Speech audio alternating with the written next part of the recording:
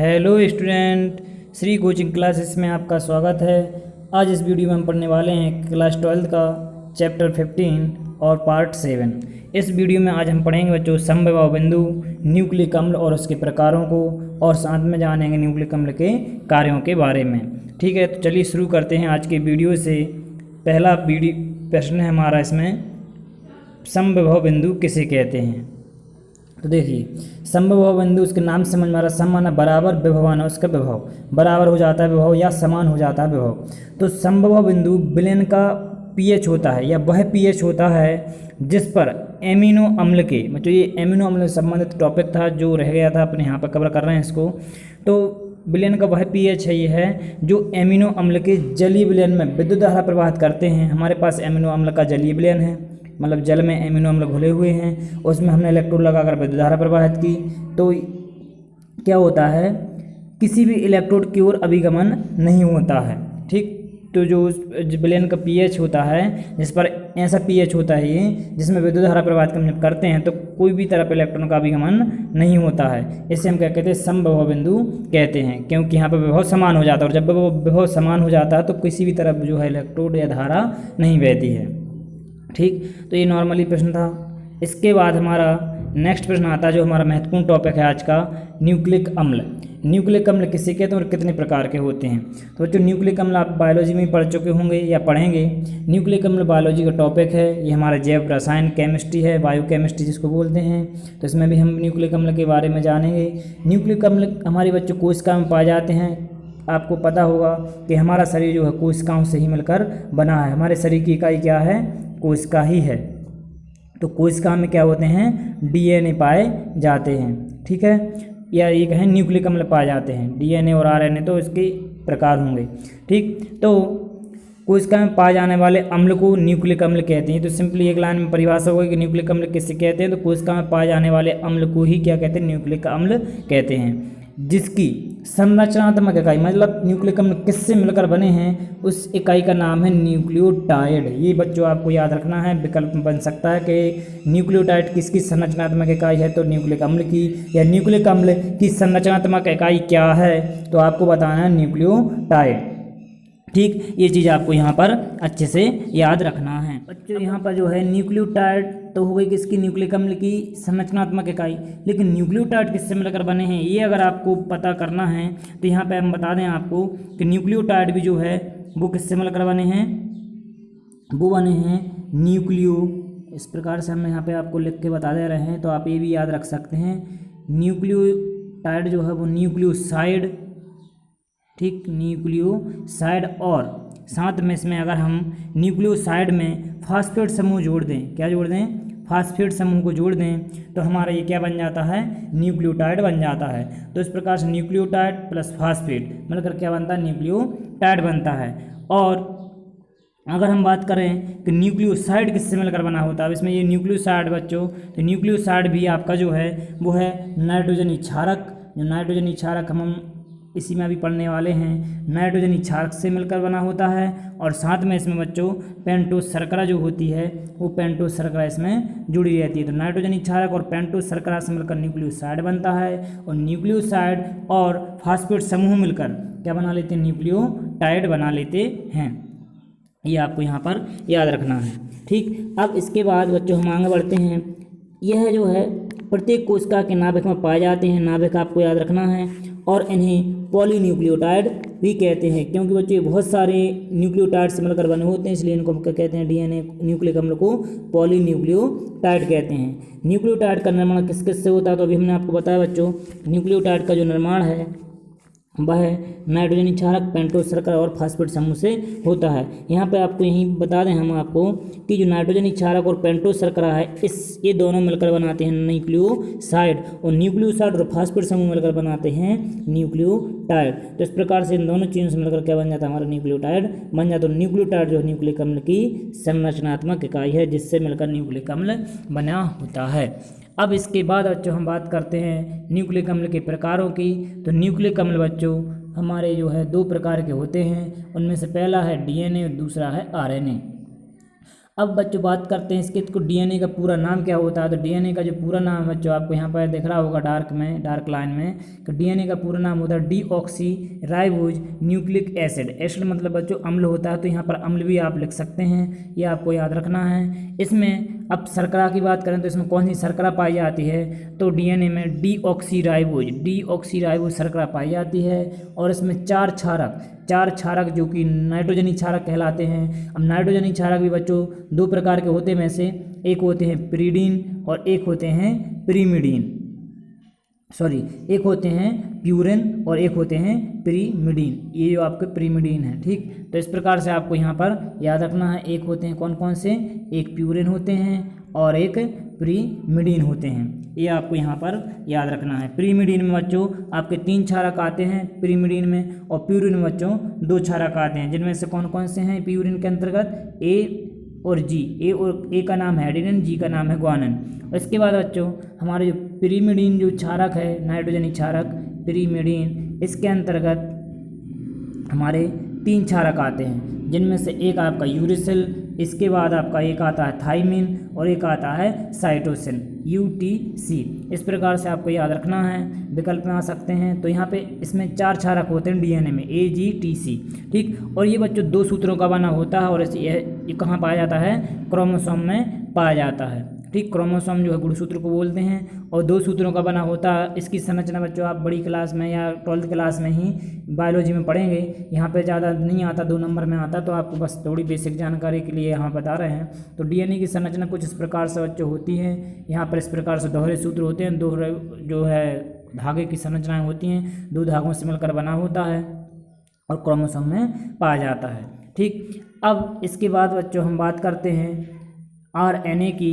तो RNA जो बच्चों हमारा, इसका जो पूरा नाम है वो है राइबो न्यूक्लिक अम्ल। क्या है, राइबो न्यूक्लिक अम्ल। इसमें बच्चों राइबो शर्करा होती है, R से याद रखना है राइबो शर्करा, और R से याद रखना है इसका राइबो न्यूक्लिक एसिड या अम्ल।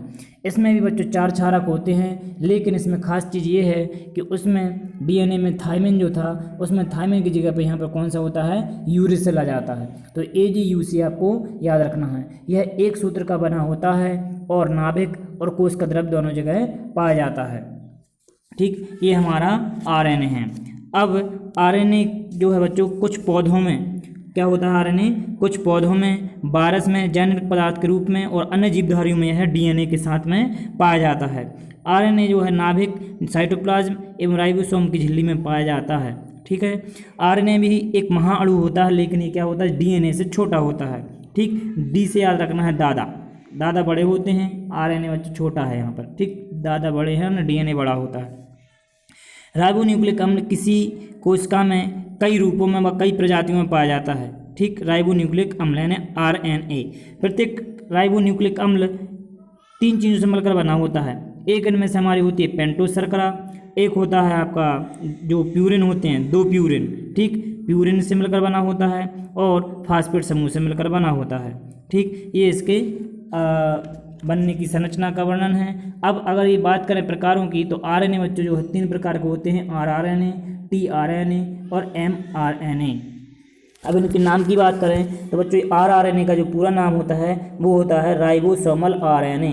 R का मतलब यहाँ पर है राइबोसोमल, और RNA का मतलब आप जानते ही, हम पढ़ चुके हैं RNA का, ठीक। यहाँ पर T जो है बच्चों, T ट्रांसफर को दर्शाता है, और ट्रांसफर का हिंदी में अर्थ होता है स्थानांतरण, या इसको कहें हम स्थानांतरण करने वाला, जो ट्रांसफ़र करने का काम करता है। ट्रांसफ़र RNA भी कह सकते हैं, या फिर स्थानांतरण RNA भी कह सकते हैं। इसके अलावा जो M बचता है, M का मतलब यहाँ पर है मैसेंजर, और मैसेंजर बच्चों हम हिंदी में बोलते हैं संदेशवाहक RNA, ठीक। अब अगर हम एक का थोड़ा संक्षिप्त में वर्णन करें यहाँ पर, तो RNA राइबोसोमल RNA राइबोसोम का समग्र भाग होता है, ठीक। राइबोसोमल RNA समग्र भाग होता है जो कि प्रोटीन संश्लेषण में भाग लेता है। 75% कोशिकीय घटक, कोशिका के जो घटक होते हैं 75% घटक जो है RNA का rRNA होता है, मतलब सबसे ज़्यादा परसेंट में RNA में अगर बात करें तो यही वाला RNA जो है सबसे ज़्यादा पाया जाता है। rRNA का जो आणविक द्रव्यमान है वो लगभग बच्चों 40,000 से 1.5 लाख तक, 40,000 से 1.5 लाख तक हो सकता है, ठीक। इसके बाद बच्चों हम बात करते हैं tRNA की, ट्रांसफर RNA की, तो यह अमीनो अम्ल को ले जाने का कार्य करता है। किसको ले जाने का कार्य करता है? अमीनो अम्लों को ले जाने का कार्य करता है। अमीनो अम्ल पहले ही पढ़ चुके हैं, ठीक। और जो tRNA अणु में 75 से लेकर 78 तक, tRNA में 75 से लेकर 78 तक न्यूक्लियोटाइड होते हैं। क्या होते हैं? न्यूक्लियोटाइड होते हैं। और इनका आणविक द्रव्यमान 23,000 से 25,000 तक होता है। tRNA अणु में मध्य तक 3 क्षारों का क्रम होता है जिन्हें एंटीकोडॉन कहते हैं। क्या होता है? मध्य तक एक कोड होता है जिन्हें हम एंटीकोडॉन कहते हैं। एंटीकोडॉन मतलब एक कोड रहता है जो AGCT हमने अभी आपको बताए थे बच्चों, वो क्रम से जुड़े होते हैं और इसी को हम क्या कहते हैं? एंटीकोडॉन कहते हैं। प्रोटीन संश्लेषण के दौरान ये 3 क्षारक mRNA में पूरक क्रम में हाइड्रोजन से बंधित होते हैं, हाइड्रोजन से जुड़े होते हैं, ठीक। अब इसके बाद हम बच्चों बात करते हैं mRNA की, मैसेंजर RNA। तो उसके नाम समझ में रहा है, mRNA मैसेंजर RNA, संदेशवाहक RNA। अब यह एक संक्षिप्त आयु का अणु होता है, मतलब कम आयु का है, छोटा होता है, और जो कि जेनेटिक सूचनाओं को, जेनेटिक यानी अनुवांशिक सूचनाओं को DNA से राइबोसोम तक ले जाता है, जहाँ की प्रोटीन का संश्लेषण होता है। तो ये थे बच्चों DNA के प्रकार और उनके थोड़ा संक्षिप्त वर्णन। इसके बाद बच्चों हम आते हैं हमारे न्यूक्लिक अम्ल के कार्यों की तरफ। न्यूक्लिक अम्ल क्या काम करते हैं? तो न्यूक्लिक अम्ल हमारे शरीर में बहुत महत्वपूर्ण काम करते हैं। सबसे पहला तो ये बच्चों, एक पीढ़ी से दूसरी पीढ़ी में अनुवांशिक गुण जो होते हैं उनको एक दूसरे से दूसरी पीढ़ी में ले जाते हैं। जैसे कि मान लीजिए अगर किसी के हमारे परिवार में बाल सफ़ेद हैं तो हो सकता है सफ़ेद बाल वाले जो अनुवांशिक गुण उसमें पहुंच जाएं, या कोई बीमारी हो बच्चों, जैसे कि शुगर की बीमारी या मधुमेह की बीमारी है, तो हो सकता है कि माता पिता से उसके संतानों में भी मधुमेह की बीमारी जो है उनमें पहुंच जाए। या आपने देखा होगा बच्चों, अगर उनके माता पिता के किसी के बाल घुंघराले हैं तो बच्चों में भी उनके जो बाल होते हैं वो घुंघराले होते हैं। इसी प्रकार ये गुण जो हैं तो बच्चे अनुवांशिक गुण होते हैं। तो इन लक्षणों को कौन पहुँचाता है? ये न्यूक्लिक अम्ल पहुँचाते हैं। इसके बाद बात करें हम यहाँ तो DNA न्यूक्लिक अम्ल जो है बच्चों प्रोटीन यानी जैव संश्लेषण का काम भी करते हैं, प्रोटीन के निर्माण का कार्य भी करते हैं। इसके बाद यह संदेशवाहक का कार्य भी करते हैं। हमने अभी पढ़ा कि जो RNA होते हैं बच्चों, RNA वो संदेशवाहक RNA भी होता है, तो एक तरह से संदेशवाहक का काम भी करते हैं। यह एंजाइम के कार्यों को निर्देशित करते हैं। तो ये चीज़ आप बच्चों कार्यों को अच्छे से याद कर लेना है चारों। इसके बाद बच्चों हमारा वैसे बेसिक जानकारी के लिए एक प्रश्न है, जीन किसे कहते हैं? तो ये किसी विशिष्ट प्रोटीन संश्लेषण के लिए DNA का एक जो क्रम होता है उसे हम कोड के रूप में जो कार्य करता है उसे हम क्या कहते हैं? जीन कहते हैं। कोशिका में प्रत्येक प्रोटीन से संबंधित एक जीन होता है, ये आपको यहाँ पर याद कर लेना है। अब आता है हमारा बच्चों यहाँ पर प्रश्न, DNA और RNA में अंतर। तो DNA RNA बच्चों आपको कम से कम यहाँ पर 4 अंतर आपको यहाँ पर कर लेना है। तो अभी हमने आपको बताया बच्चों को DNA RNA में बहुत सारे अंतर, आप परिभाषा देखेंगे तो समझ जाएंगे। पहला तो बच्चों हम इसका नाम लिख सकते हैं कि इसका पूरा नाम डीऑक्सीराइबोन्यूक्लिक एसिड है, और इसका भी पूरा नाम लिख देंगे। इसका पूरा नाम या इसको राइबोन्यूक्लिक एसिड कहते हैं, इसको डीऑक्सीराइबोन्यूक्लिक एसिड कहते हैं। और दूसरा पॉइंट हम इसमें बता सकते हैं कि यह 2 सूत्रों का बना होता है और यह 1 सूत्र का बना होता है RNA, ठीक। इसमें शर्करा भी बता सकते हैं कि DNA में कौन सी शर्करा होती है। तो DNA में डीऑक्सीराइबो शर्करा होती है, RNA में जो है राइबोज शर्करा होती है, ठीक। इसके बाद हम ये भी कह सकते हैं इसमें कि DNA जो है बच्चों एक प्रकार का होता है, लेकिन हमने RNA कितने प्रकार के पढ़े थे बच्चों? 3 प्रकार के पढ़े थे। तो RNA 3 प्रकार के होते हैं, ठीक। अब इसके बाद हम ये भी बता सकते हैं कि DNA कहाँ पाया जाता है। तो DNA बच्चों जो है क्रोमोसोम में पाया जाता है, क्रोमोसोम में। और RNA जो बच्चों वो कहाँ पाया जाता है? तो नाभिक और साइटोप्लाज्म में यानी कोशिका द्रव्य में ये पाया जाता है। इसके बाद हम और कह सकते हैं इसमें कि इसमें DNA में कौन कौन से क्षारक होते हैं, तो वो भी हमें इसमें बता सकते हैं कि DNA में A, G, T और C ये नाइट्रोजनी क्षारक होते हैं। और जो RNA है इसमें कौन कौन से क्षारक होते हैं? तो इसमें AG, UC क्षारक जो है होते हैं। इसमें थायमिन की जगह पे क्या होता है? यूरेसिल होता है। तो ये विकल्प भी बन जाता है यहाँ पर कि DNA में थायमिन के स्थान पर जो है RNA में कौन सा क्षारक पाया जाता है? तो यूरेसिल, ठीक है। एक दूसरे को चेंज करके पूछ सकते हैं, तो आपको यहाँ पर ये अच्छे से याद रखना। तो ये आपके कम से कम 4 अंतर थे, ये आप यहाँ पर बना के लिख सकते हैं, ठीक है। तो उम्मीद है आपको आज का वीडियो समझ में आया होगा। मिलते हैं नेक्स्ट वीडियो में। आज का वीडियो हम यहीं पर ख़त्म करते हैं। तब तक के लिए बन रही है हमारे channel Shri coaching classes Begamganj पर। धन्यवाद।